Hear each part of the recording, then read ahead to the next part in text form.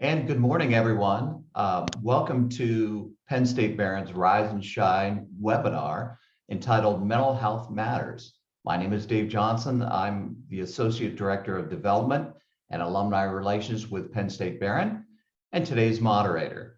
I'd like to welcome Sue Daly, Director of our Personal Counseling Center here at Barron.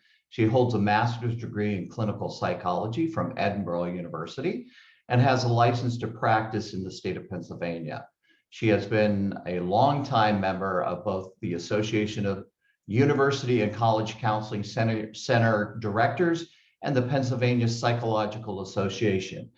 Sue has been the Director of Personal Counseling for 29 years here at Barron. At the beginning of her tenure, she was the sole employee in the Personal Counseling office, but the office has now grown to a total of 8 staff in that office. The staff handles approximately 3,000 counseling appointments per academic year, with the top 3 issues for students for which they seek counseling being anxiety, depression, and relationship problems. Welcome, Sue.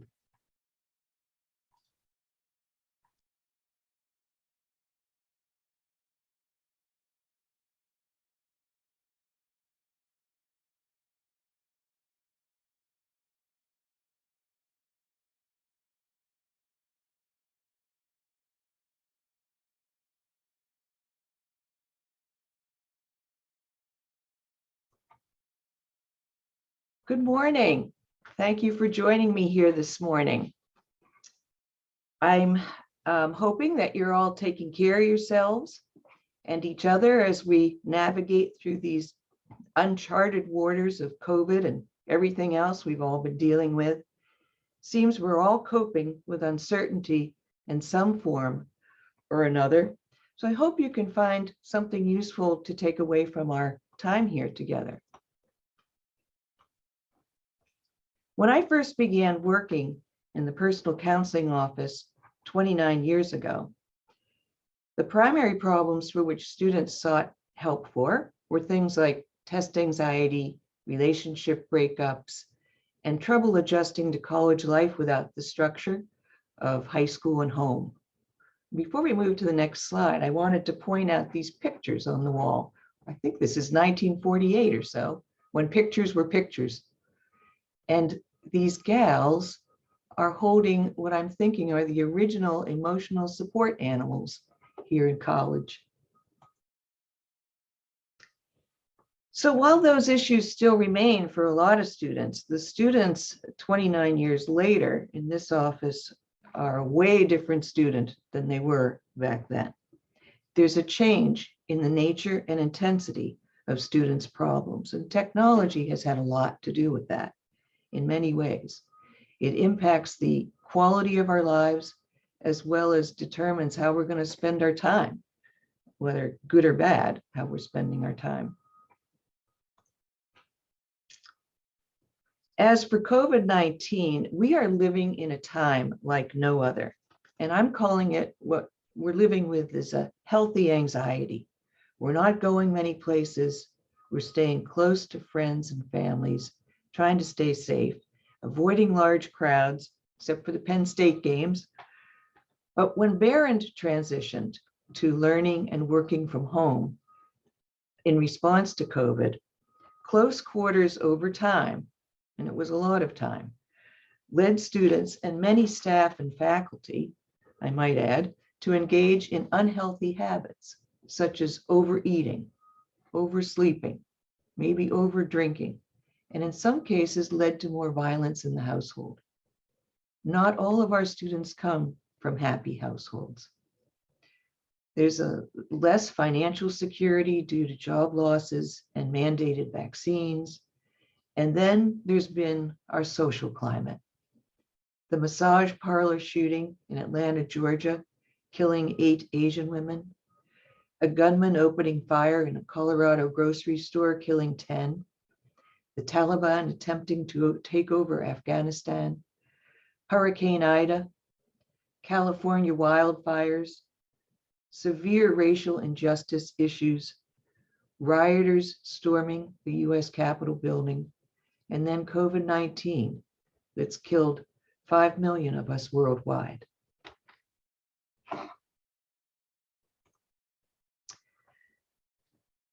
So I did a little research about last fall and this fall for you. In last fall, fall of 20, when we started school, August 23rd to September 23rd, we handled one urgent appointment in this office. Urgent appointment means a student in some kind of acute distress. Most often, they're thinking about ending their life. So that was fall of 20. This fall of 21, same time period, August 23rd to September 23rd, we handled 12 urgent appointments. We've also seen a 35% increase in the number of students this fall asking for counseling support than last fall. And the Office of Civil Rights has kept an eye on young people during COVID and the impact of COVID psychologically. And they have discovered a rise in suicidal ideation in young children and young adults. And you can see there that we are in an age range, we have a population here that is very vulnerable to the onset of mental health issues. We have come a long way in reducing the stigma of mental health. But there's still many students who won't self-identify. And there are a lot of reasons for that. One of which is that families don't necessarily believe in mental health issues. And this is how students have been groomed and grown up to ignore or deny their issues. And just this week, I've seen 2 students who've been suffering with their mood problems of anxiety and depression since age 13 because they couldn't tell anybody.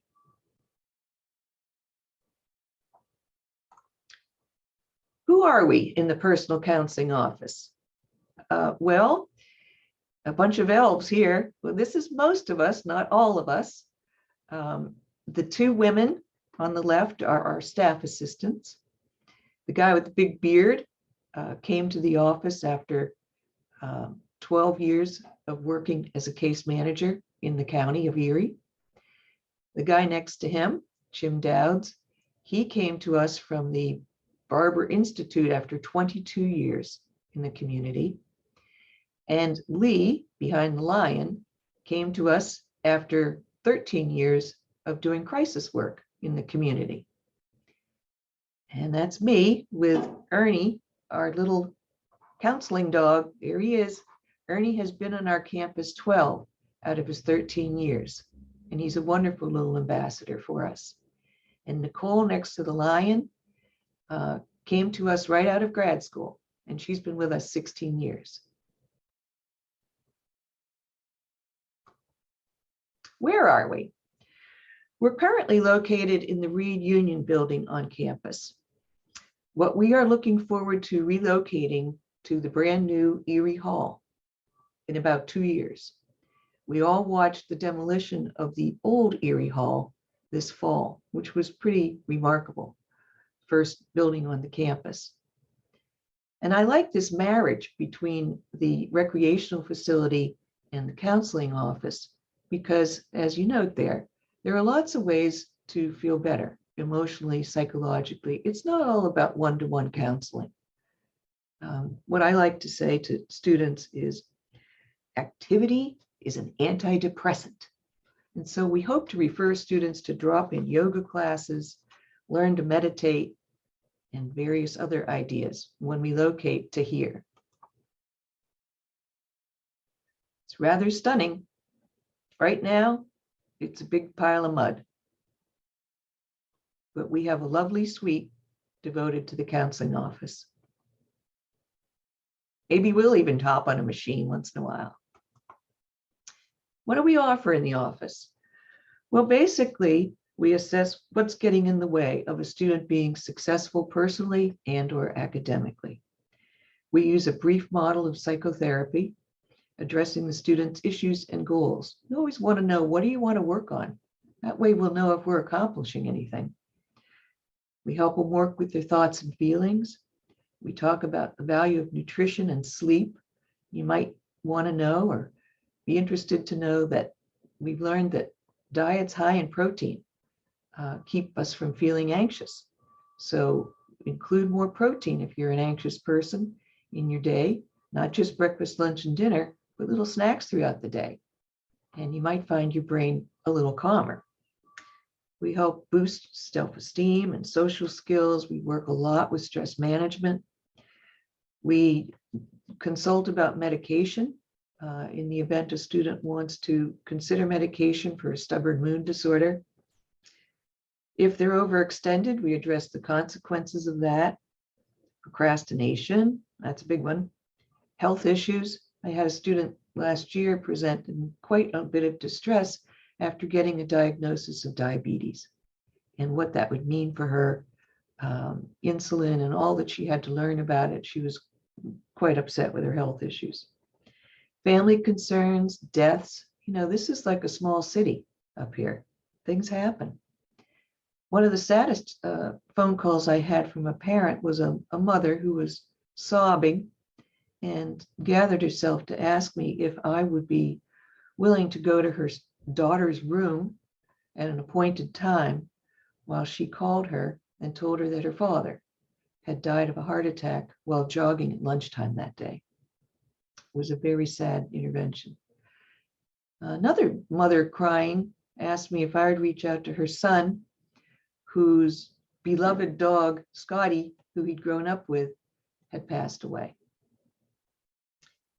So other issues of poor adjustment to college life, as we mentioned, underlying or recurring mood disorder. Stress can trigger a latent disorder that might just be simmering under the surface for students. Even good stress is stress, if you remember your wedding day or events like that in your own life. But having a roommate, sharing a bathroom, and finding your way around campus are sometimes pretty stressful issues. I worked with a student, Ben, who was an awkward fella when he came to college. He was bullied a lot in his coming up years. And he wanted to make a difference. He wanted to join, participate, make new friends, and kind of start his life over, part two of his life.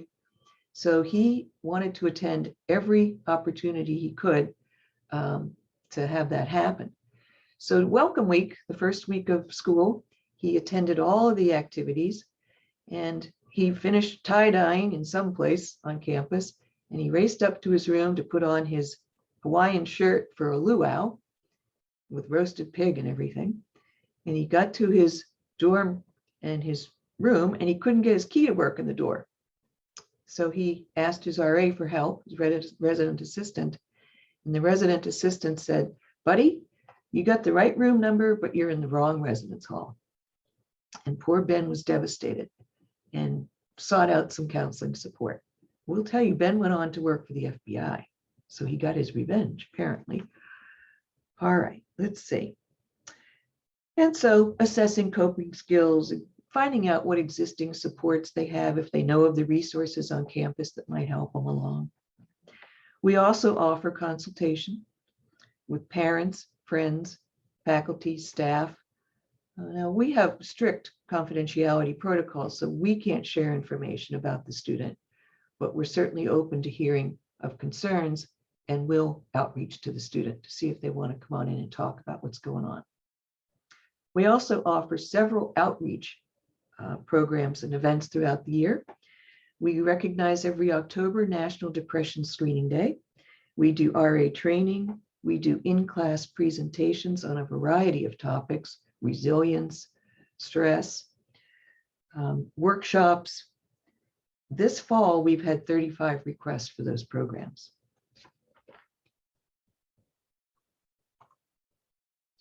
What do we see in this office?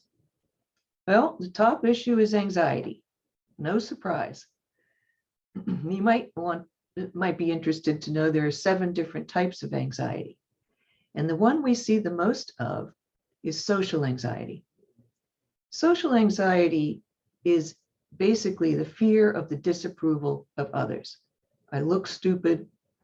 I feel out of place. I don't belong here.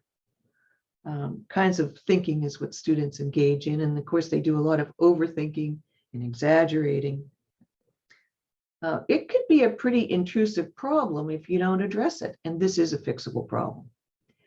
I saw a student who used to work at Sears when we had Sears at the Mill Creek Mall, and he was a very good employee. He would load the trucks with appliances all day long, and his manager took an interest in his dependability, and his loyalty, and his work ethic, and he offered him a job making a lot more money in customer service. And this student with social anxiety, no way, man. I'm just going to keep loading refrigerators. I want nothing to do with people. So it can have pretty big consequences in your life. Depression, that's the second biggest thing we see right behind anxiety. Depression is miserable. It can affect the way that you think, feel, and act. It's a whole body experience. And there could be a range of symptoms from mild, moderate, to severe. These are students with low energy, poor appetite, or overeating. Some people overeat when they're depressed. Trouble sleeping, hopeless about the future, loss of interest in things. I'm working with a student who used to be in a band, played guitar, and he's very depressed and his guitar's in the corner gathering dust. Difficulty concentrating and making decisions, thoughts of suicide. I always like to say the opposite of depression is connection, right? And then relationship issues are also a big topic here. Students come from toxic or dysfunctional families. Emotional, psychological, verbal, and even physical abuse are going on in their lives. Lonely, disconnected. I think isolation is one of the primary sources of human suffering. The lack of social skills, breakups. You know, some years ago, UPenn, very prestigious competitive school, my niece graduated from there. She's a veterinarian. Yeah, very intense environment there. And in a short amount of time, like I think it was a month and a half, 4 UPenn students took their lives. And the administration there put together a task force to find out what was going on. One of the top things they noted was what students have called pen face. And this describes the practice of acting happy, self-assured. I've got it. No problem here. I got this. I'm good. Among students, when underneath the surface, they were sad, depressed, and anxious. Pen face. At Stanford, they call it duck face. So you picture a duck gliding along the lake, looking very serene and beautiful. But again, under the surface, it's paddling like crazy to get to where it's going. I call it comparisonitis. There's some other concerns that we see. The technology enhancement phenomenon refers to, in particular, young men who are becoming increasingly addicted to video games and pornography. So you can see that you can't give 100% to your responsibilities when you're distracted by all these symptoms. I just got an email this morning from a student whose grandparents died in a tragic car accident recently, and she can't come to school and concentrate. Understandable. So we suggest that everybody, including yourselves, take time to address your mental health and how you're doing. I call it a checkup from the neck up. You know, you go to the dentist, you maybe get an annual exam every year. I go to the dermatologist every year. You go to the eye doctor. This is very important to take care of your overall mental health, body, mind, and spirit. Now, a few years back, the university, at University Park, their Counseling and Psychological Services Department put together this initiative called the Red Folder. lots of colleges and universities have what they call the red folder. And what's in it is a lot of information on how to recognize, respond, and refer to a student who might be in distress. And the red folder contains signs to look for, ways to respond, some tips on what to say and do, and then places to refer. Every Commonwealth campus has a red folder. This is Barron's. And so the references, the resources in the folder are specific to Erie County, and our campus here at Barron. Last spring, some very enterprising computer science students made this folder a project, and they won an award for it. And they transitioned the red folder to this, now known as Lionhelp. And you can download it for free at the App Store or Google Play. And in it, you will find the information that's on the paper folder, how to recognize, respond, refer, and the resources. So that's what I have prepared for you for today. And if you have any questions or concerns, there I am. And again, thank you for having me today. Well, thank you, Sue. This was a very interesting topic, and one that's very important, not just at Barron, but throughout our country and world, I think, as we face this new challenge of the pandemic. We do have a couple of questions for you. The first is, having your offices in the recreation center is a great move, or the new Erie Hall. Is your space increasing? Will you be offering some new things due to the new environment? That's a great question. We will have a kitchen and bathrooms in our own area. Yes, we have increased the number of office spaces. We also accept interns into our office, and that's always been hard to find a spot for them. So we have increased office spaces, we have increased storage space, we have included a relaxation area room, and also an all-purpose room where we hope to do those nutrition classes and drop-in programs like yoga, meditation, etc. It's really very pretty. Well, thank you. We're looking forward to, of course, the new facilities here on campus, and we all can't wait. This is a question. The second question is one that I sort of had in my head as well. And it says, with the advancement of changes in technology today, how do we foresee student struggles changing with this? And I'm going to add to this question because I think it's the same question. And as a parent, I see my kids always texting, and they've always got their face in their phones, and they do many things by text that is discouraging to me. Breakups, arguments, that sort of thing. You've been in the field a really long time, and how do you see this as a change, and what do you see going on with regard to this technology increase? Yeah, you mentioned your kids. I call that tech neck. Tech neck.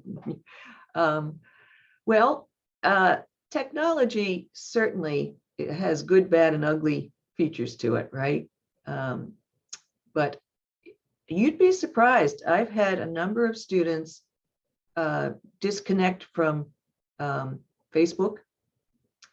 Social media has caused a number of issues for our students.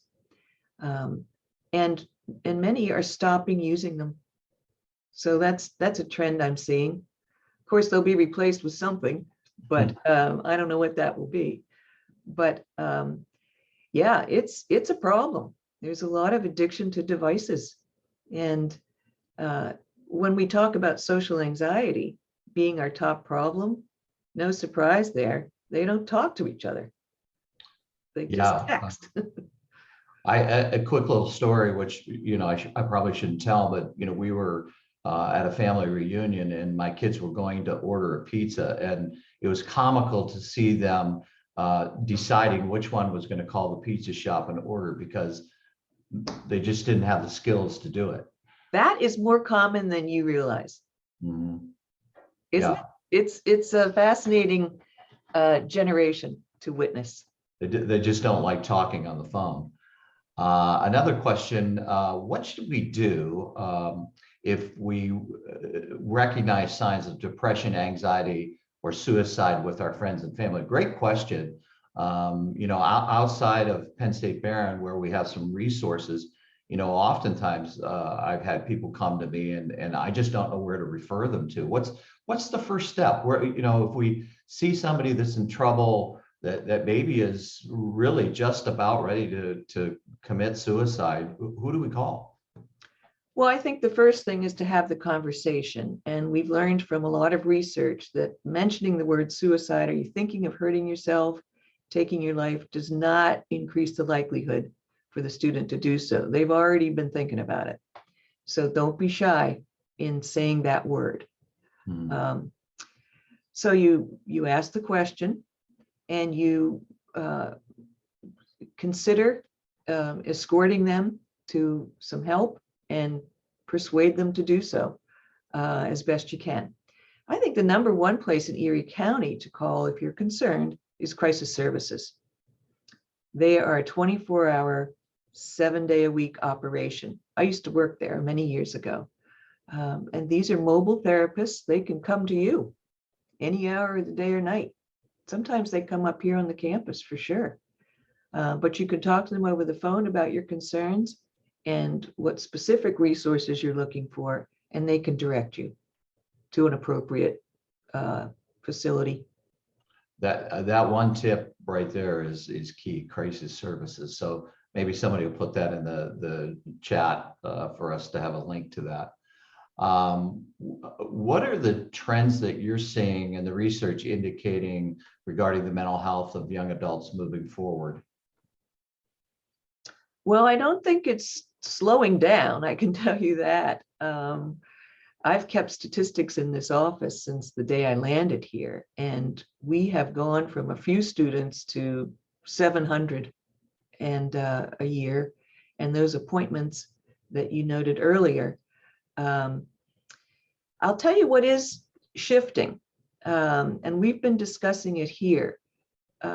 Students don't necessarily need an hour of counseling on a one-to-one, in a one-to-one dynamic.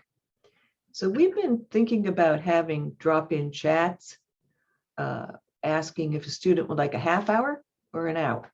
You can get a lot done in less than an hour with a student. Sometimes their issues are situational. I had a student walk in yesterday, and her problem was, it was a roommate problem. I'll just put it like that. And they had a mediation, and we got the roommate who was causing some disruption to consider another relocate it to another place. That's not a counseling appointment, So we're working at how to provide our services in a more abbreviated way, in addition to students who have the more significant mental health issues.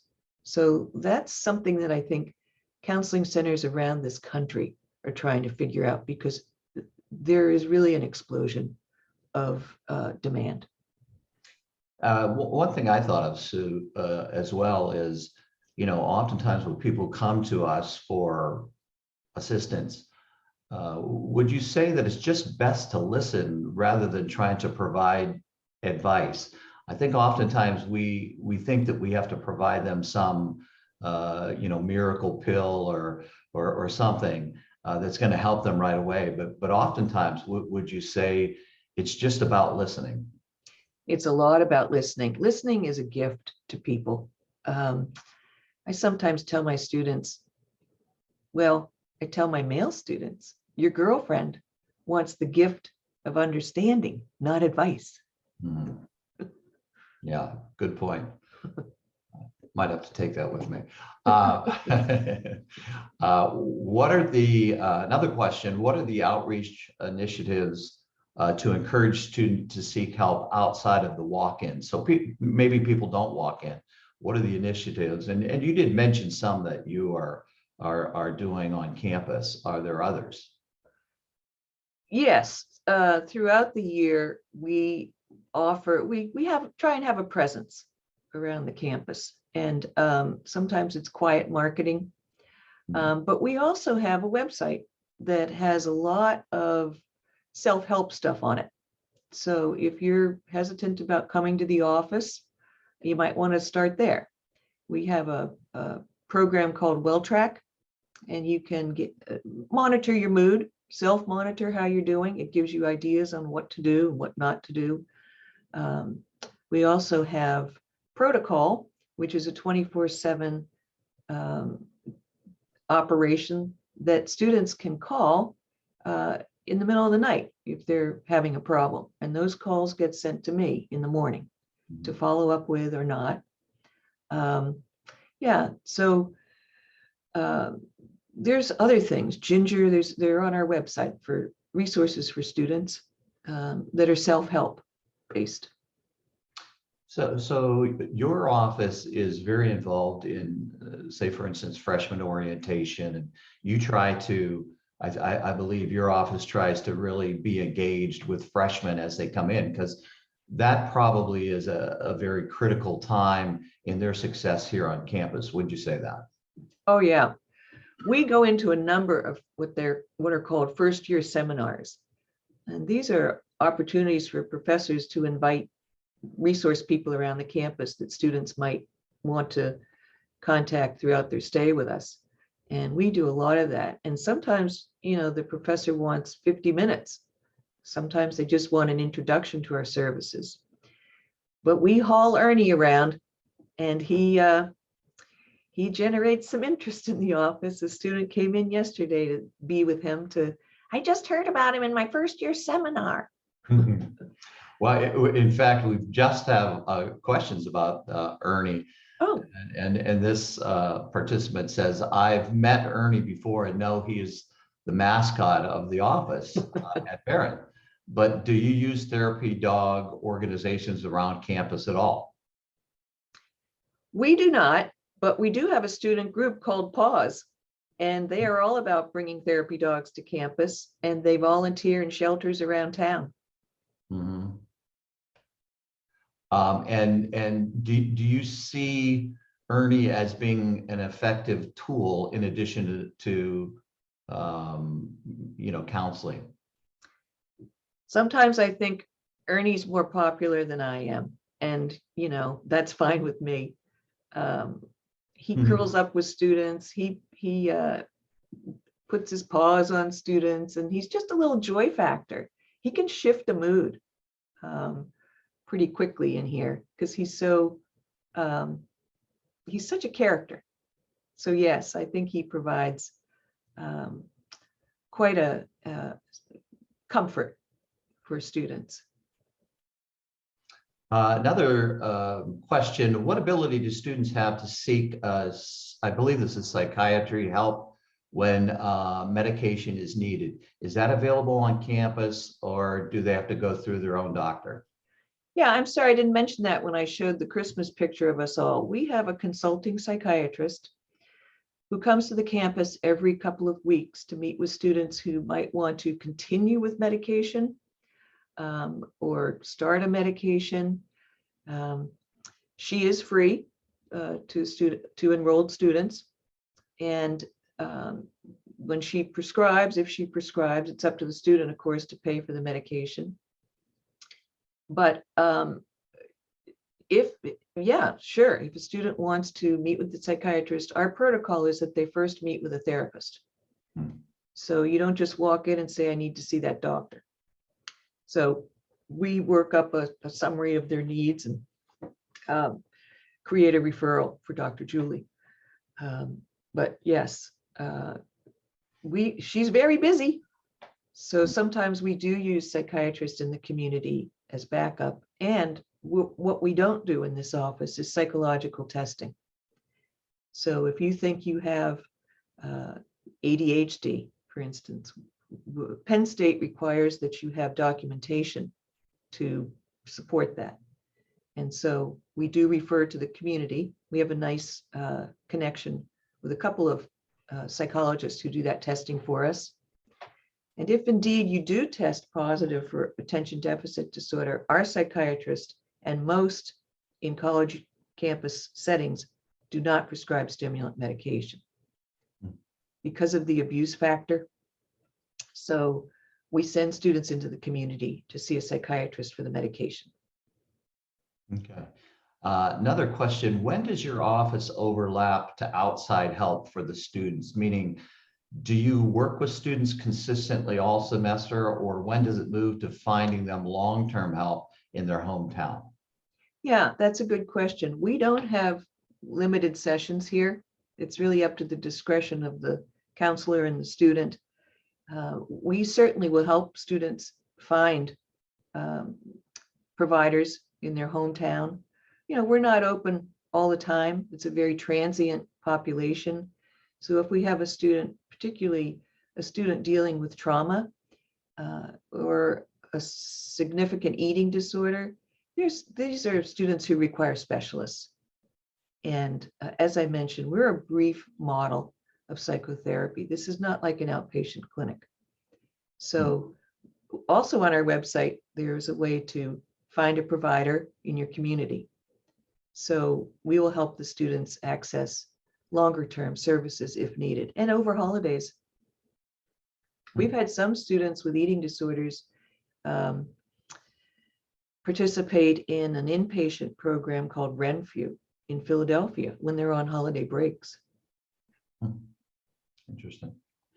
Another question, do you have any worries or fears for students graduating regarding the continuation of counseling after they have no longer access to the free services here? I mean, are there some students that you look at and think, we hope they're okay?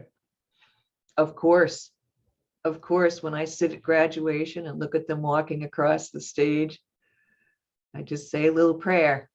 But, our job is to create safety for students, to demystify what counseling's about.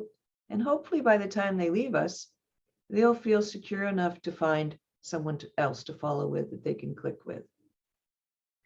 Another thought I had was, do you see a breakdown in the student in terms of, freshman, sophomore, more so than, the juniors and seniors? Do you see more at the beginning of their educational endeavor here, or is it more towards the end, or is it a mix? It can be a mix. I do keep those stats, but I will say it's sophomore year. And I think the freshman year is students wanting to be independent, and they get themselves into trouble by sophomore year, and that's when they come knocking on our door. So I'd say it's more sophomore year than the others, but it has been a mix. Well, that's awesome. I don't think we have any more questions. Okay. We do appreciate you being here today, Sue. Thank you for all of you participating in today's webinar. We hope that you found it informative and interesting. If you'd like to support this or any other initiatives here on campus, please reach out to me to discuss that. My contact information has been added to the chat. Our next Rise and Shine webinar will take place on Thursday, December 2nd, and we will focus on how the pandemic has affected our local economy and industries, especially in the height of holiday shopping. Have a great day and have a happy holidays if we don't talk to you sooner.